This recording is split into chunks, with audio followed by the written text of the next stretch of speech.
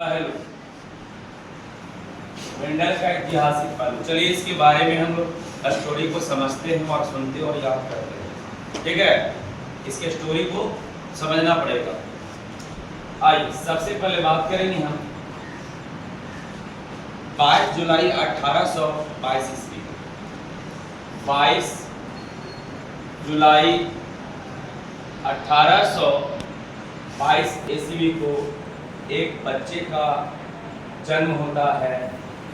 एक बच्चे का जन्म होता है और इस बच्चे के जन्म लेते के साथ ही इसकी माँ की मृत्यु हो जाता है। इसके माँ का मृत्यु हो जाता है। माँ का मृत्यु हो जाता है। मृत्यु हो जाता है, याद रखेंगे। 22 जुलाई 1822 ईस्वी को एक बच्चे का जन्म होता है और उस बच्चे के जन्म लेते ही माँ की उसकी मृत्यु हो जाता है।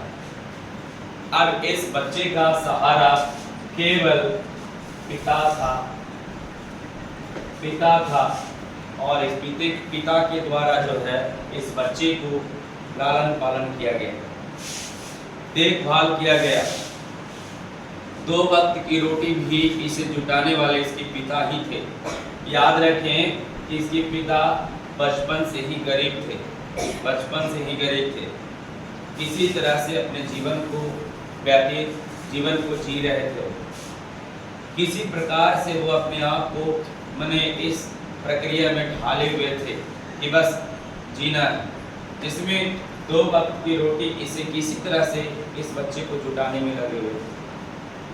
ऐसे में देखूं तो इस बच्चे का पिता जो है वो नर्सरी का बिजनेस करते थे। नर्सरी का मतलब जो है रोजगार करते थे। नर्सरी मतलब छोटे छोटे पौधे को लगाना और मार्केट में सेल करना, ये सब मतलब जो है इस बच्चे के पिता के द्वारा करके और कुछ पैसे कमाते थे और अपने बच्चे को देते थे। याद रखिएगा, इस बच्चे का जन्म ऑस्ट्रिया के एक ब्रून नामक शहर में हुआ। ऑस्ट्रिया के एक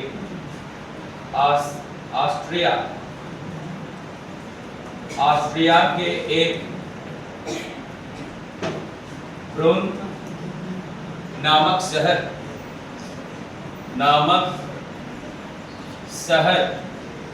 में हुआ। ऑस्ट्रिया के ब्रून नामक शहर में इस बच्चे का जन्म हुआ। ब्रून नामक शहर में जन्म हुआ और ये ब्रून आज बदलकर चेकोस्लोवाकिया का वर्नो बन गया। चेकोस्लोवाकिया का वर्नो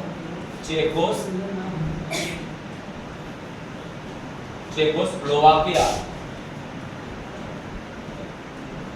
स्लोवाकिया का वर्नो बन गया। वर्नो बन गया। चेकोस्लोवाकिया का वर्नो तैयार हो गया, यानी वो बदल गया। आज ये बन गया। ऑस्ट्रिया के ब्रून शहर जो था वो चेकोस्लोवाकिया का वर्नो बन गया। शहर नहीं, मैं कस्बा बोल सकता हूँ इसको। गांव देहात था जो कि आज बदल गया है वो शहर में। चेकोस्लोवाकिया का वर्नो बन गया। वहां पर इस बच्चे का जन्म हुआ। अब आगे सुनिएगा। बच्चे के जन्म के बाद किसी तरह से जीवन जी रहा था वो बच्चा, है ना, लेकिन उसके साथ जो है कहने का मतलब कि अशिक्षा का सामना करना पड़ा था। अशिक्षा का सामना करना पड़ा था। भूखमरी का समय देखना पड़ा था और बदन पे वस्त्र भी फटे चिटे थे। यानी ये सारे समस्याओं से ये बच्चे घिरा हुआ था। ऐसे तो इस बच्चे का नाम मेंडल था। क्या नाम था? मेंडल। इसके पिता ने नाम रखा था। किसका नाम? मेंडल। याद रखिएगा इस चीज को कि मेंडल इसका नाम था। अब इसके पिता को मन में आया कि मैं अपने बच्चे को शिक्षा देना चाहता हूं और इसे पढ़ाकर अच्छे एक दिन का समय बनाना चाहता हूं। इसके लिए इसके पिता ने ऑस्ट्रिया भर में सभी जगहों पर अपने बच्चे को दाखिला दिलवाने के लिए गए। किसी ने तो गरीब समझकर उसे नकार दिया, किसी ने उसके वस्त्र को देखकर उस स्कूल से ही दूर कर दिया। कहीं किसी ने कहा, लेकिन वहां की व्यवस्था उसको समझ में नहीं आया, इस वजह से वहां डाल नहीं पाया और हार बार के फिर वह ऑस्ट्रिया अपने ब्रून जगहों पर ही वापस लौट आया और वहां एक संस्था में बच्चे को लेकर के गया और दाखिला दिलवाया। दाखिला दिलवाने से पहले वहां के प्रिंसिपल ने बताया, क्योंकि इसके पिता ने हाथ जोड़ करके कहा कि भाई हमें अपने बेटे को पढ़ाना है, होनहार है, आप इसका दाखिला ले लीजिए और ये पढ़कर कुछ अच्छा करेगा। तो प्रिंसिपल ने शर्त दिया कि यदि अच्छा करने का मतलब, यदि मेरा नाम रोशन करना चाहता है तब मैं इसका एडमिशन लूँगा, वरना नहीं लूँगा। बोला करेगा, बिल्कुल करेगा। और यदि रोशन कर दिया, नाम चर्चित कर दिया, चर्चा में आ गया, तो बताइए कि आगे इसका फ्यूचर में आप क्या कर सकते हैं। तो प्रिंसिपल ने बताया कि भाई आगे बड़े कॉलेजों में इसको मैं दाखिला दिलवा दूंगा पढ़ने के लिए, आगे की पढ़ाई करने के लिए। अब मेंडल साहब ने क्या किया, जाना स्टार्ट शुरू कर दिया, पढ़ना चालू किए, मन लगा करके पढ़ाई करने लगे। 10वीं क्लास में इतना मेहनत किए, जब उसका रिजल्ट आया तो पूरे ऑस्ट्रिया भर में केवल एक ही नाम गूंज रहा था, वो जॉन मेंडल साहब का नाम। और उस स्कूल जो नहीं जानता था कोई, उस स्कूल का नाम जानने लगा, उस स्कूल के बारे में पहचानने लगा कि भाई उस स्कूल जिसमें मेंडल साहब ने पढ़ा था, और उस स्कूल का नाम था Angstonian memorial public school. Angstonian memorial public school यानी एंगस्टोनियन मेमोरियल स्कूल भी बोल सकते हैं, कोई दिक्कत नहीं। एंगस्टोनियन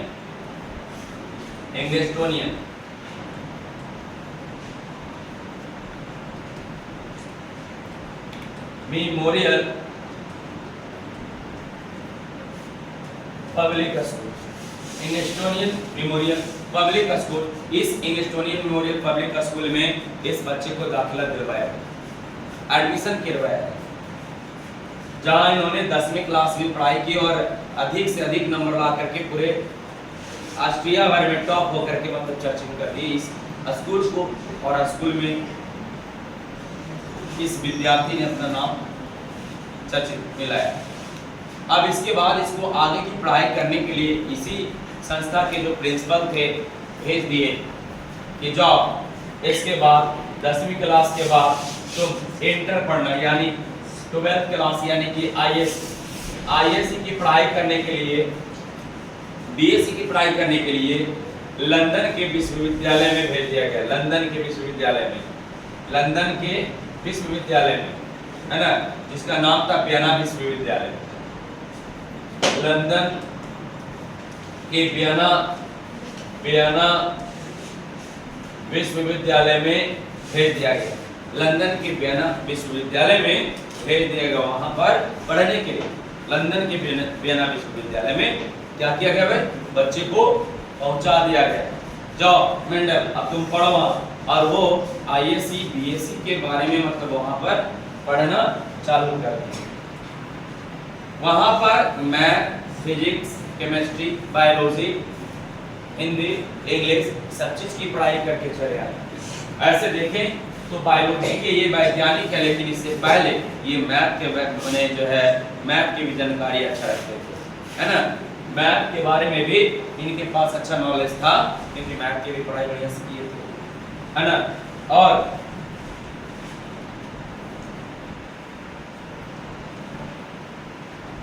दूसरी बात, इन्होंने बायोलॉजी के बारे में अच्छे से पढ़ाई की। अब आगे देखिए, ध्यान दीजिएगा इसमें कहता है क्या, जब यह इनका पूरा पढ़ाई हो गया तो पुनः अपने वतन लौट आए, ऑस्ट्रिया में आए। लेकिन आने के सामने इनके सामने गरीबी चुनौती बनकर खड़ा था। गरीबी चुनौती बनकर खड़ा था। ऑस्ट्रिया अपने वतन लौट आए, लेकिन गरीबी चुनौती बनकर सामने खड़ा था। अब उनको लगा कि आखिर मैं इस गरीबी से कैसे लड़ूं। पढ़ाई तो पढ़ ली, लेकिन लड़ूं कैसे। तब पुनः वह अपने जिस संस्था में 10th किए थे वहीं गए और उसी प्रिंसिपल से उन्होंने बताया, बोला सर मैं अपनी गरीबी को दूर करना चाहता हूँ जिसमें आप मुझे कुछ काम दे सकते हो। बोला वहाँ के प्रिंसिपल ने बताया कि भाई ठीक है जे मेंडल तुम आओ, जॉन मेंडल तुम आओ और विज्ञान पढ़ाओ, साइंस पढ़ाओ। बोला ठीक है सर साइंस पढ़ाएंगे। वो साइंस का शिक्षक बन गए, साइंस के शिक्षक बन गए और कुछ पैसा भी आने लगा उनको, लेकिन उससे आर्थिक स्थितियां तो सही हो नहीं सकता। इस वजह से उन्होंने पादरी का नौकरी की। पादरी बोले तो प्रेस्ट, चर्च में फादर का नौकरी होता है, वो फादर का नौकरी की, पादरी का नौकरी की। पादरी की नौकरी करने के लिए ना सबसे पहले इस बात को बिल्कुल ध्यान में रखेगा कि इसको करने के लिए पहले एग्जाम देना पड़ता है, और इस एग्जाम में मेंडल साहब, जॉन मेंडल साहब वो बिल्कुल पास हो गए और इससे इनको जॉब भी मिल गया था पादरी को, वहाँ नौकरी करना पड़ता है। ऐसा नहीं कि आप देख रहे हैं मंदिरों में पंडित जी को कि बस घुस गए और अपना बना लिया जाएगा। पंडियों जी का ऐसा मतलब कहानी है, लेकिन जितने भी चर्च है उस चर्च में सिंपल बात नहीं है कि मतलब गए और वहाँ से मैंने जो है फादर बन गए। फादर बनने के लिए उसे एग्जाम को पास करना पड़ता है, उस फादर को बनने के लिए एग्जाम देना पड़ता है। अब उसी एग्जाम को मेंडल साहब ने क्या किया, दिया था, पास हो गए और उसमें फादर का नौकरी करना चालू। अब जैसे ही चालू कर दिए तो इनका आर्थिक स्थिति धीरे धीरे सुधारने लगा, क्योंकि इधर शिक्षक भी साइंस की बन गए थे, कुछ पैसा इधर से आ रहा था और पादरी के नौकरी भी कर लिए थे, फादर का नौकरी भी कर लिए थे, इस वजह से यहाँ से भी कुछ पैसे आ रहे। अब कुछ आर्थिक स्थितियाँ सुधारने लगा, तब सोच गया कि जॉन मेंडल कि अब कुछ हम अपना घर गृहस्थी बसाएं, क्योंकि हमारे पिताजी तो हमेशा अकेला ही रहे, अब घर गृहस्थी बसाएंगे जिससे कि हमारे पिताजी को आराम बुढ़ापे के समय में हो सकता है। अब शादी विवाह के लिए अपने पिताजी को बोले भाई घर गृहस्थी बसाना चाहते, लड़की वड़की सब कुछ मतलब जो है ढूंढा गया है ना। अब शादी करने का समय आ गया, निर्धारित दे दिया गया। जिस दिन शादी था उस दिन एक दिन पहले ही इसके पिता का मृत्यु हो। देखो दुर्भाग्य ने साथ हमेशा दे रहा है, भाग्य ने तो कभी दिया ही नहीं साथ, है ना। जन्म लिया तो इसकी माँ की मृत्यु हो गया, गरीबी में पला बढ़ा, जब कुछ अच्छा होने लगा और घर गृहस्थी बसाना चाहता था उससे पहले ही इसके पिता ने इस दुनिया को छोड़कर निकल पड़े, है ना। अब देखिए पिताजी तो मर गए, अब ये मानसिक तनाव से घिर गया, जॉन मेंडल मानसिक तनाव से घिर गया। इसके बाद जॉन मेंडल ठान लिए कि जीवन में कभी भी शादी नहीं करना है। महीनों 2 महीना 3 महीना तक के वो मानसिक तनाव से घिरे हुए रहे, मानसिक तनाव से घिरे हुए रहे, सोचते रहे आखिर क्या करूं। अब सोचते सोचते इस बात को महीनों 2 महीना लग गया। अब इसके बाद एक ठान लिए जीवन में कुछ ऐसा काम करेंगे पूरी दुनिया याद करेंगे। तब इन्होंने अपने घर के आगे खाली पड़े रसोई बगान में, रसोई बगान मतलब किचन गार्डन कहते हैं, जहाँ 4 गो जो है बैंगन का पेड़, 4 मिर्चा का पेड़, 4 फूलगोभी का, 4 गोभी का, 4 बंदा गोभी का, 4 ऐसा सलजम टमाटर वगैरह सब कुछ लगा दिए। वो कहते हैं किचन गार्डन, जो किचन में यूज होने वाला है ना। तो उसको जो है याद रखिएगा, ठीक है। यानी आप अगला मैंने इस बात को मैंने बता दिया यहाँ पे कि मतलब किचन गार्डन में उन्होंने अपना खेती करने लगे, छोटा सा था, खेती करना प्रारंभ किया। अब खेती करने के समय में करीब 28,000 मटर के पौधे पर, वो खेती में क्या करते थे, टमाटर के पौधे लगाया करते थे, है ना। मटर के पौधा लगाया करते थे। मटर को वैज्ञानिक नाम में माने केराउजेरा कहते हैं, तो मटर का वैज्ञानिक नाम होता है प्यूसम सेटाइवा। क्या होता है? प्यूसम सेटाइवा। है ना। तो उस मटर का वैज्ञानिक नाम हो गया। तो लगाया करते थे मटर का, रोज एक वो लगाते थे और देखते थे उसमें क्या क्या बदलाव, क्या क्या परिवर्तन है उसमें। उन्होंने 7 वर्षों तक इस मटर की खेती के बारे में पढ़ते रहे और करते रहे। करीब 7 वर्ष में 28,000 मटर के पौधे पर उन्होंने रिसर्च किया था, है ना। 28,000, सोच के देखिए। रोज लगाते थे, रोज देखते थे, उसमें बदलाव देखते थे, क्रॉसिंग करवा करके देखते थे। 28,000 पौधे पर इन्होंने रिसर्च किया और एक रिपोर्ट लिखा, और इस रिपोर्ट का नाम एक्सपेरिमेंट ऑन प्लांट हाइब्रिडाइजेशन नाम रखा। इस रिपोर्ट का नाम कुछ रखा, एक्सपेरिमेंट ऑन प्लांट हाइब्रिडाइजेशन रखा। समझे बात को? कुछ रखा, एक्सपेरिमेंट ऑन प्लांट हाइब्रिडाइजेशन रखा।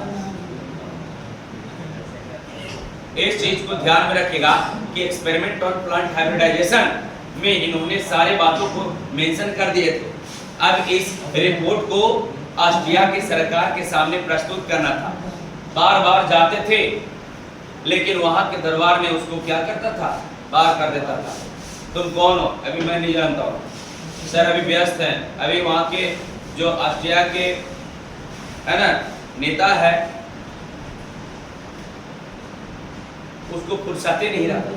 एक दिन क्या हुआ कि वो जबरदस्ती चैम्बर में घुसे और उसके बाद इस रिपोर्ट को दिखाएं।